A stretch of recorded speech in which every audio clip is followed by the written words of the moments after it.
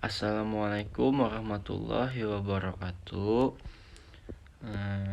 Baik, materi kita pada hari ini yaitu zaman logam dan mengenal api. Langsung saja kita ke materi kita, yaitu yang pertama ada zaman logam. Nah, pada zaman logam, manusia sudah dapat membuat peralatan dari logam yang ternyata lebih kuat dan mudah dikerjakan daripada batu. Logam harus dilebur dahulu sebelum dipakai sebagai bahan pembuatan peralatan manusia. Oleh karena itu, pada zaman logam, kebudayaan manusia mestinya lebih tinggi daripada saat zaman batu tua. Kemampuan nenek moyang kita membuat benda-benda dengan bahan dasar logam diperoleh dari orang-orang yang bermigrasi dari Dongson atau Vietnam kalau sekarang ini. Nah, pada zaman pendagian, manusia sudah memiliki keterampilan dalam membuat peralatan dari logam. Peralatan logam yang dibuat sebagian besar dari perunggu. Perunggu adalah logam campuran antara timah dan tembaga.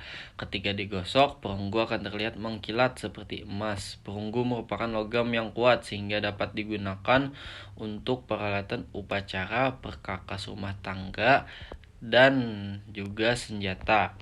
Nah, zaman logam ini sendiri dibagi dua. Yang pertama ada zaman tembaga dan zaman perunggu. Pada zaman tembaga, manusia baru mengenal peralatan dari logam. Peralatan ini tidak ditemukan di Indonesia, hanya ditemukan di beberapa negara seperti Malaysia, Thailand, Kamboja, dan Vietnam. Sehingga di Indonesia langsung disusul oleh masuknya zaman perunggu.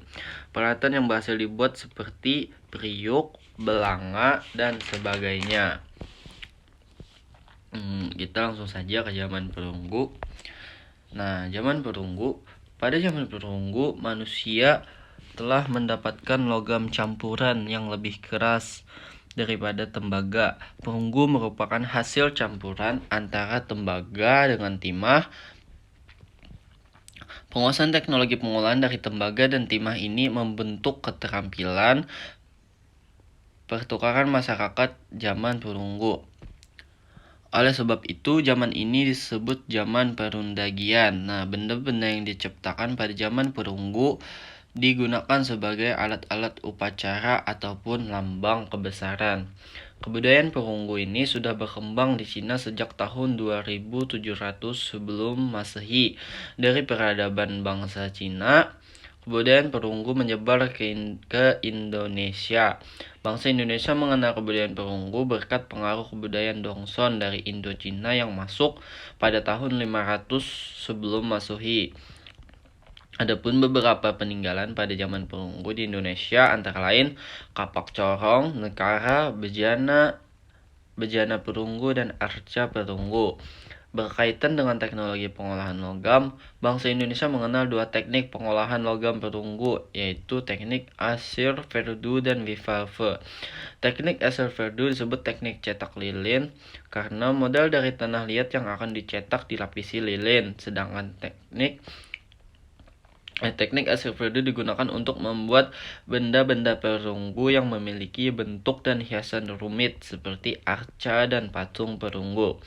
Teknik Asyir Verdu dilakukan melalui beberapa tahap. Yang pertama, membuat model dari lilin sesuai bentuk yang dikehendaki. Kedua, model tersebut ditutup, dilapisi dengan tanah, kemudian diberi lubang bagian atas dan bawahnya. Model dari lilin yang dilapisi dengan tanah tersebut dibakar. Oleh karena dibakar, lilin mencair dan keluar melalui lubang hingga membentuk rongga. Terus memasukkan cairan perunggu ke rongga tersebut hingga penuh. Setelah dingin, lapisan tanah liat tersebut dipecah. Terus didapat benda perunggu sesuai model yang dikehendaki. Sementara teknik bivalve juga disebut teknik setangkup karena menggunakan dua keping cetakan yang terbuat dari batu.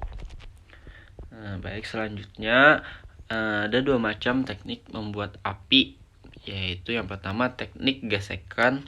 Teknik gesekan ini dilakukan dengan cara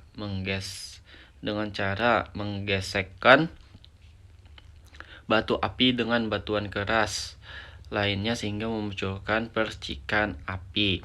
Nah, yang kedua, teknik gosokan ini diduga oleh peneliti dilakukan dengan cara ketidaksengajaan. Nah, berdasarkan data arkeologi, api ditemukan pada 400 tahun lalu. Beberapa peneliti memperkirakan penemuan api terjadi pada periode manusia purba jenis Homo erectus. Semula manusia purba tersebut menemukan api secara tidak sengaja saat petir menyambar pohon-pohon di sekitar lingkungan koloni mereka. Nah, sejak penemuan api ini, kehidupan manusia purba pun menjadi lebih maju. Mereka kemudian mengenal teknologi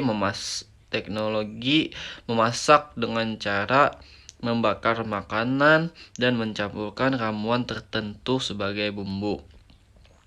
Selain itu, manusia menggunakan api sebagai penerangan dan penghangat badan dari kondisi cuaca dingin. Mereka juga menggunakan api sebagai senjata untuk mengusir binatang buas. Nah, pada masa bercocok tanam, manusia menggunakan api untuk membuka hutan. Mereka menebang pohon-pohon berukuran besar lalu membakarnya agar lahan menjadi bersih dan mudah untuk ditanami. Pada awalnya, pembuatan api dilakukan dengan cara membenturkan batu api menggosokkan kayu. Sebenarnya membenturkan dua batu api merupakan cara mudah untuk membuat api. Pada saat dua batu api dibenturkan akan menghasilkan percikan api. Percikan tersebut kemudian diarahkan pada dedaunan kering, lumut, dan rumput halus yang mudah terbakar. Baik. Sepertinya materi kita pada hari ini cukup sampai sini, dan itu saja juga yang bisa Bapak sampaikan. Salah dan hilap Bapak mohon maaf. Bapak ucapkan terima kasih. Dan untuk anak-anak, jangan lupa dari paparan penjelasan yang telah Bapak jelaskan di PPT ini untuk mencari poin-poin pentingnya. Bapak ingatkan hanya poin-poin pentingnya dan silahkan kalian saling bagikan di grup. Cuman poin-poin pentingnya aja sedikit kalian bagikan di grup sekaligus diskusi kita. Baik, itu saja. Assalamualaikum warahmatullahi wabarakatuh.